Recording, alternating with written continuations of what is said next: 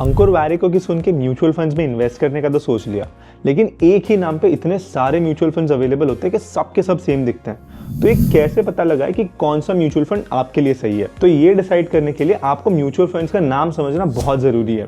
तो मान लो for example आपको Nippon India flexicap direct growth में इन्वेस्ट करना है, तो म्यूचुअल फंड्स का सबसे पहला वर्ड उसका एएमसी होता है। ये बेसिकली फंड मैनेजमेंट हाउसेज होते हैं जो आपके लिए आपका फंड मैनेज करते हैं, और ऐसे कई सारे हाउसेज हैं जैसे एचडीएफसी, पराग पारेख, आईसीआईसीआई वगैरह वगैरह। फिर फंड का दूसरा वर्ड उसकी इन्वेस्टमेंट कैटेगरी डिफाइन करता है।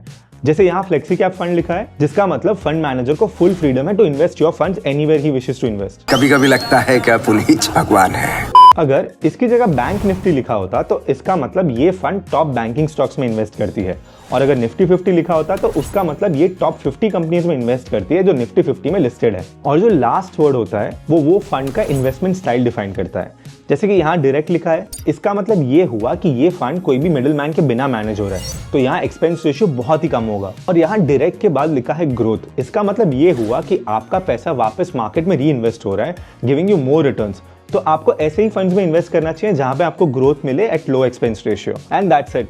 कमेंट्स में बताओ नेक्स्ट कौन सा म्यूचुअल फंड्स टॉपिक हमें कवर करना चाहिए।